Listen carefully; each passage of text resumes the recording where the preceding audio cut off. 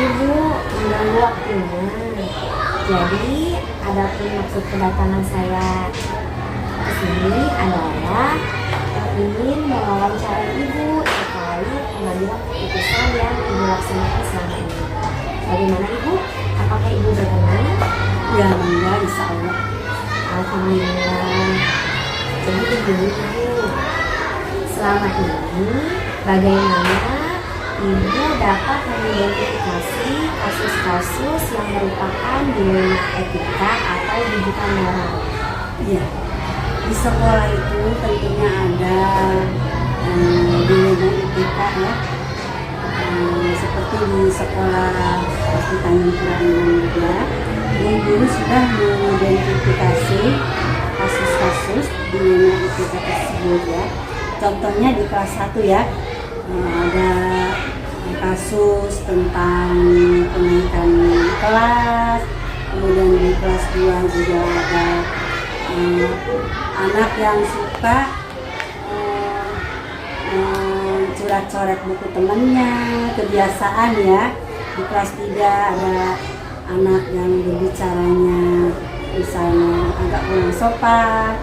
Misalnya juga di kelas 6 ya, ada anak yang ketika kelas 6 itu mau mengadakan perpisahan misalnya, tentunya ada dilema-dilema yang dia pikirkan ya. Misalnya dia itu harus tampil di pentas seni dengan memakai baju seragamnya apa, kemudian lagu-lagu yang akan ditampilkan juga lagu apa. Tentunya dia harus cepat mengambil keputusan kasus tersebut ya. Jadi seperti itu guru-guru yang sudah mencatat dan dilaporkan kepada ibu. Jadi mengamati dari jenis permasalahannya Ibu ya? Iya betul. Nah, kemudian Ibu, selama ini bagaimana Ibu dapat menjalankan pengambilan keputusan, terutama untuk kasus-kasus di mana ada dua kepentingan yang sama-sama benar dan sama-sama mengandung nilai kebajikan? Benar lawan benar, dilema etika ya betul. Contohnya di kelas 1 ya, di kelas 1 misalnya ada anak yang masalahnya yaitu tentang kenaikan kelas ya. Nah, ketika anak itu beberapa bulan ke hari H kenaikan kelas, misalnya anak itu kurang di dalam membaca, masih terbata-bata, menulisnya masih jelek.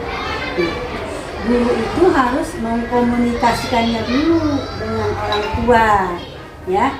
Jangan tiba-tiba di hari H anak itu tidak naik, jadi orang tua kaget kok anak saya tidak naik. Nah, kalau kita komunikasikannya terlebih dahulu dengan orang tua, misalnya ibu, anak ibu sebentar lagi akan kenaikan kelas, tolong selain sama saya diajarkan baca tulis begitu, coba dah di rumah sama ibu juga dilatih agar di hari H nanti nilai-nilai ibu, anak ibu lebih baik lagi, sehingga anak ibu bisa naik ke kelas yang lebih tinggi seperti itu. Jadi melihat dari jenis permasalahannya, kemudian mengkomunikasikannya ya Bu. Betul. Selanjutnya Ibu, langkah-langkah atau prosedur seperti apa yang biasa Ibu lakukan selama ini? Iya. Langkah-langkah dalam memecahkan masalah gitu ya. Jadi pertama kita harus menyelidiki dulu, harus mencari tahu dulu permasalahannya apa. Misalnya di kelas 5 tiba-tiba ada anak yang menangis ketika KBM dimulai. Nah, jadi kita harus jangan ujuk-ujuk mengambil keputusan. Kita harus mencari dulu akar permasalahannya. Kenapa anak ini menangis? Kemudian siapa saja yang terlibat di dalam lingkungan masalah tersebut. Misalnya ada anak yang mengolok-olokkan temannya siapa, kemudian yang menangis yang diolok-olokkan juga siapa. Jadi kita jangan sembarangan.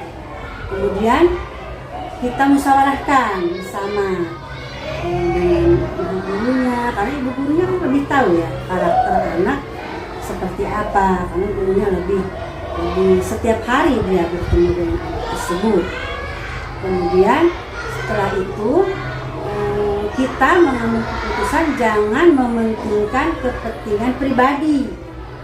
Jadi harus berdasarkan kepentingan bersama sehingga manfaatnya bisa dirasakan lebih baik oleh kita bersama juga.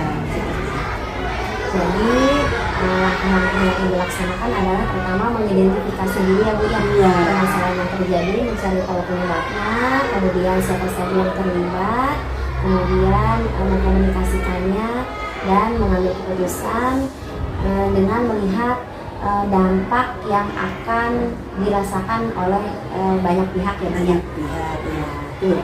Kemudian Ibu, hal apa saja yang selama ini Ibu anggap efektif dalam pengambilan keputusan pada kasus-kasus dilema etika? Iya. Kasus-kasus dilema etika itu kita tidak terlepas dari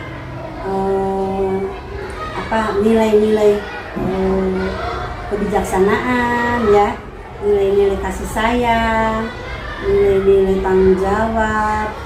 Tidak terlepas kita dari nilai-nilai kebaikan tersebut ya. Nah, tadi yang itu kan apa? Hal apa saja yang selama ini Ibu anggap efektif? Efektif. Nah, itu dia. Kita harus benar-benar fokus kepada permasalahan yang akan dimusyawarahkan. Jadi kita difokuskan kepada akar permasalahan tersebut. Apa masalahnya, kemudian siapa saja yang terlibat dalam lingkungan masalah tersebut, dan masalah tersebut diambil keputusan jangan sewenang-wenang. Kita harus adil, jangan berpihak ke sebelah, harus sama-sama merasakan bahwa kita mengambil keputusan itu tepat, sehingga manfaatnya bisa dirasakan oleh semuanya, oleh semua warga, seperti itu. Jadi fokus terhadap permasalahan dan berusaha untuk tidak memihak kepada salah satu yang lebih tetapi berusaha untuk memihak pada yang lebih adil gitu ya. Iya, betul. Kemudian Ibu, hal apa saja yang merupakan tantangan dalam pengambilan keputusan pada kasus dilema etika? Tentunya kasus dilema etika itu sekarang sedang naik daun ya. Tantangannya yaitu ketika contohnya di kelas 1 lagi ya, contohnya di akhir tahun. Di akhir tahun itu guru disibukkan dengan kenaikan kelas, dan kriteria kenaikan kelas tentunya guru itu sudah menyiapkan. Misalnya anak boleh naik apabila pengetahuan akademiknya lebih dari KKM yang sudah ditentukan, keterampilannya juga, kemudian nilai akhlakul kalimahnya juga. Jadi diambil dari berbagai kriteria tersebut. Kalau sudah memenuhi syarat tersebut, anak kan bisa naik ya.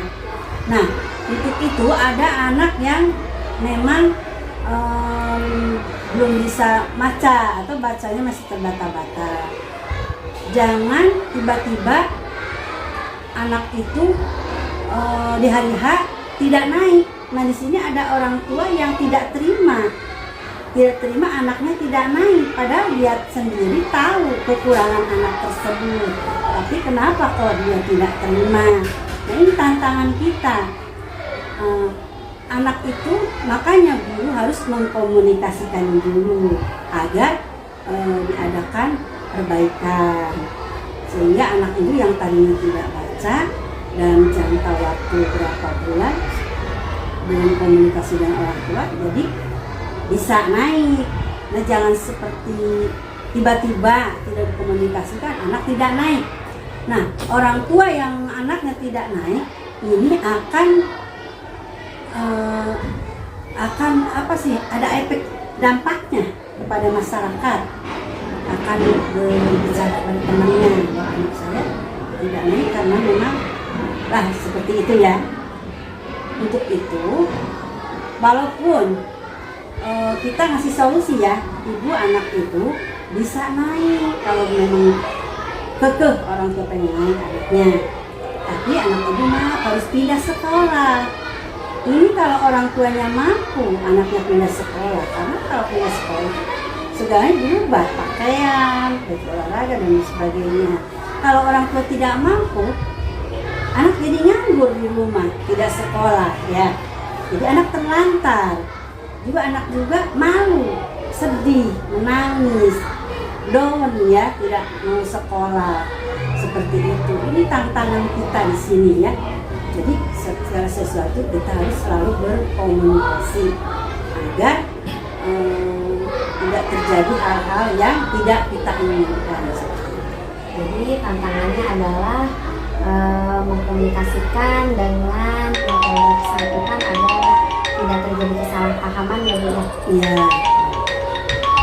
Selanjutnya Ibu, apakah Ibu memiliki tata cara atau jadwal tertentu dalam sebuah penyelesaian kasus dilema etika? Apakah Ibu langsung menyelesaikan di tempat atau memiliki jadwal untuk menyelesaikannya? Bentuk atau prosedur seperti apa yang Ibu jalankan? Ya. Tentunya kita punya jadwal per minggu ya untuk menyelesaikan masalah-masalah yang ada di sekolah. Kenapa kita punya jadwal? Karena di sekolah itu agar selalu kondusif, agar selalu terjaga kebaikan-kebaikannya.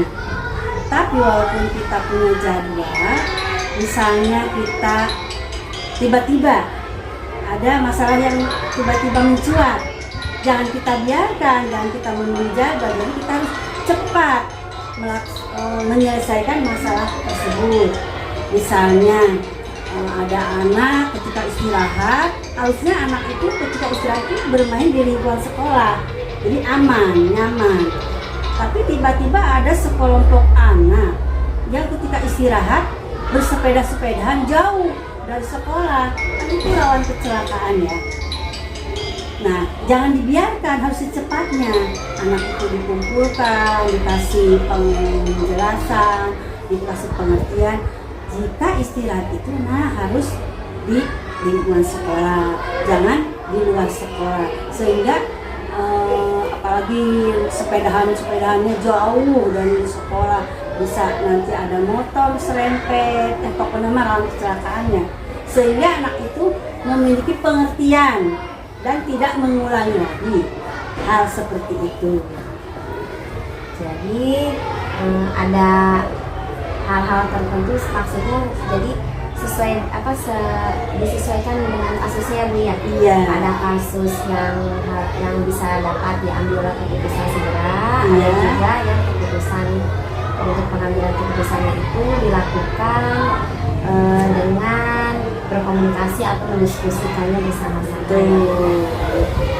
Kemudian Ibu, selanjutnya, adakah seseorang atau faktor-faktor apa yang selama ini mempermudah atau membantu Ibu dalam pengambilan keputusan terkait kasus-kasus dilema etika? Iya. Jadi yang membantu Ibu dalam menyelesaikan kasus dilema etika itu tentunya kita harus sharing ya, musyawarah ya. Tentunya ada masukan-masukan dari para guru ya, karena memang guru itu lebih tahu ya, lebih sering bertemu setiap hari dengan siswanya. Kemudian juga orang tua wali siswa ya. Orang tua wali siswa kan kalau ibu keliling-keliling suka curhat, Bu anak saya karakternya seperti ini, anak saya manja, anak saya keras, anak saya wah macam-macam ya. Itu adalah masukan-masukan seperti itu harus kita tampung sebagai bahan untuk menyelesaikan masalah-masalah. Kemudian juga wali kelas itu suka curhat dengan gurunya ya. Oleh karena ibu itu sering mengambil sharing dengan gurunya. Juga kita menerima masukan-masukan dari penjaga sekolah, dari keamanan sebagai dia ikut serta, berperan serta dalam mengamankan situasi-situasi ketika masalah itu muncul.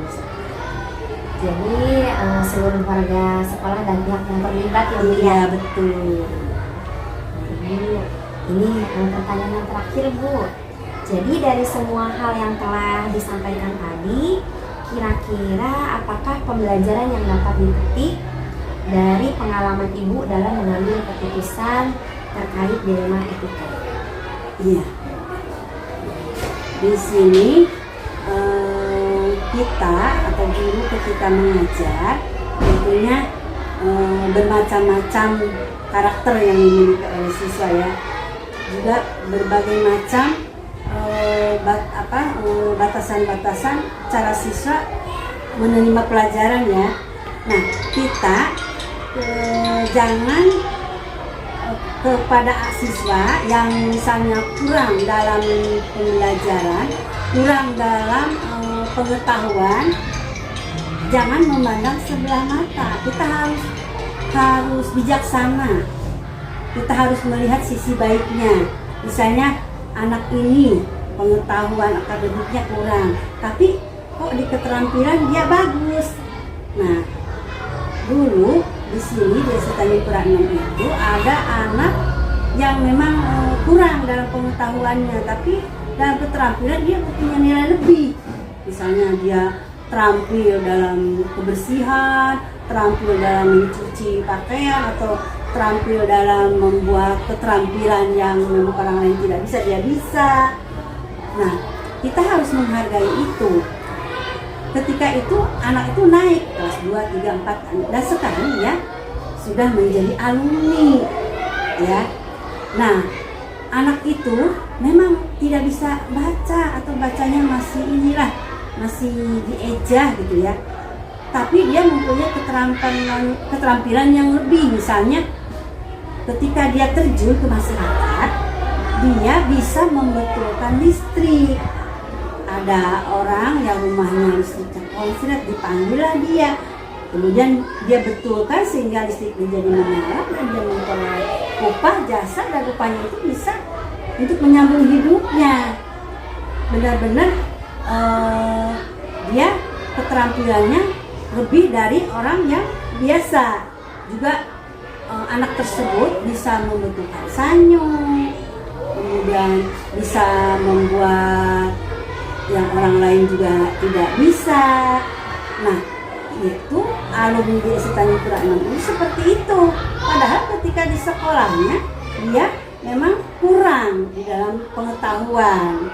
Nah, itulah tantangan kita ya. Itulah bukan tantangan tadi, hal yang dapat dipetik. Ternyata anak yang kurang bisa baca atau terbata-bata atau masalah tidak bisa baca, ternyata hikmahnya itu ada di bidang keterampilannya, mempunyai keterampilan yang lebih.